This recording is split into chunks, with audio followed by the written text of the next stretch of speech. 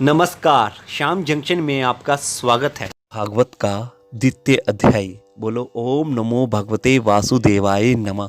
नारद द्वारा भक्ति को सांत्वना देना।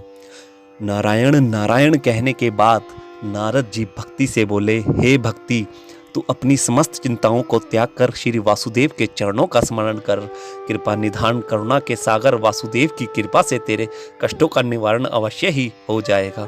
हे भक्ति, तू भगवान को प्राणों में अधिक प्रिय है। जिस स्थान पर तेरा वास होता है वहाँ वासुदेव निवास करते हैं। सतयुग, द्वापर और त्रेता युग में लोग बहुत ज़्यादा तप, दान और यज्ञ करते हैं जिससे उनकी मुक्ति के द्वार खुल जाते हैं, परंतु कलयुग में श्री भक्त नाम के जपने से ही मुक्ति मिल जाती है, लेकिन उसमें तेरा अंश मिला होता है। ज्ञान और वैराग्य को कलयुग में पूछने वाला कोई नहीं है, फिर भी तेरा दुख दूर करने के लिए संसार में तेरी महिमा प्रकट करता हूँ। जिस प्राणी के मन में तेरा वास होगा उसे यमराज का भय भी सता ना पाएगा और वैकुंठ धाम को प्राप्त होगा। श्री नारायण जिस पर प्रसन्न होते हैं उस पर अपनी निर्मल भक्ति प्रदान करते हैं, इसी से तू सर्वश्रेष्ठ है। नारद की बात सुनकर भक्ति बोली, हे मामुनि, जिस प्रकार आपने मुझे धीर बंधाया, कृपा करके मेरे दोनों पुत्रों को मूर्छा धर कर चैतन्य प्रदान कीजिए। नारद जी चारों ऋषियों से बोले, हे ऋषिगण, भक्ति के बार बार के आग्रह पर मैंने ज्ञान और वैराग्य को जगाया, परंतु वह न तो उठे और ना ही आंखें खोली। यह देखकर मैंने वेद मंत्र और गीता का पाठ किया, फलस्वरूप उनको कुछ चेत हुआ, परंतु जो ही वह उठने को हुए निर्बलता के कारण पुनः अचेत होकर धरा पर गिरे पड़े। उनकी यह दशा देखकर मैं बहुत ही घबराया। उसी समय आकाशवाणी हुई, हे नारद, इन्हें सत्संग द्वारा ही जगाया जा सकता है और सत्संग के लिए किसी साधु पुरुष की खोज करो। उस आकाशवाणी को सुनने के उपरांत मैं साधु पुरुष की खोज में निकल पड़ा, परंतु अभी तक वैसे महात्मा ना मिला। ऐसी चिंता में उदास बैठा हूँ। आप लोग ब्रह्मा के पुत्र, परम योगी और ज्ञानवान हैं। आपके तप और महिमा का वर्णन किया जा सकता है। वे आपकी ही शक्ति थी जिसने वैकुंठ धाम के द्वारपाल जैसे जय और विजय को पृथ्वी पर गिराया था। ऐसी महान शक्ति अन्य में नहीं है। जिस प्रकार आपने मुझ पर कृपा करके अपने दुर्बल दर्शन किए, उस प्रकार भक्ति एवं ज्ञान वैराग्य को दर्शन देकर उनके संकट दूर करने की अनुकंपा की, जिससे कलयुग के प्राणियों के हृदय का क्लेश दूर हो जाएगा। यह सुनकर सनातन कुमार जी बोले, हे नारद, भागवत भक्तों में तुम सबसे श्रेष्ठ हूँ।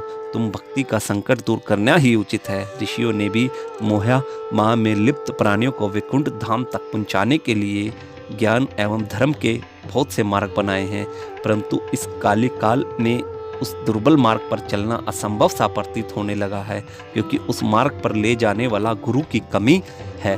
उसे प्राप्त करने के लिए श्रीमद् भागवत ही सबसे उत्तम साधन है। जो प्राणी सच्चे मन से भागवत की कथा सुनता है उसे वह मार्ग शीघ्र ही प्राप्त होता है। जो कथा श्री शुकदेव जी ने राजा परीक्षित को बताई थी, उसी से भक्ति, ज्ञान एवं वैराग्य का दुख दूर होगा, क्योंकि श्री नारायण के चरणों में प्रीत लगाने का इससे अच्छा अन्य कोई साधन नहीं है। नारद जी बोले, हे प्रभु, जब वेद और गीता के पाठ से ज्ञान और वैराग्य की मूर्छा न गई, तब श्रीमद् भागवत की कथा सुनकर चैतन्य को भी कैसे प्राप्त होंगे।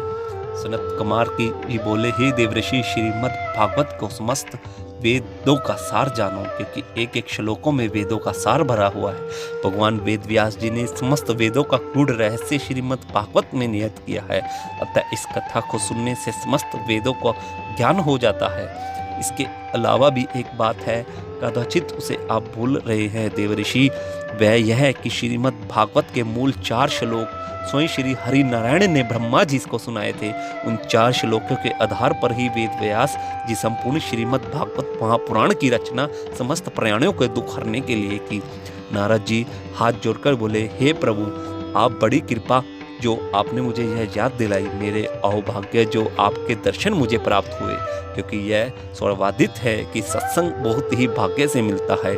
अब एक कृपा और कीजिए और यह बताइए कि श्रीमद् भागवत रूपी ज्ञान यज्ञ किस प्रकार और किस स्थान पर करना चाहिए एवं यह यज्ञ कितने दिनों में संपन्न हो जाता है। बोलो ओम नमो भगवते वासुदेवाय नमः। द्वितीय अध्याय।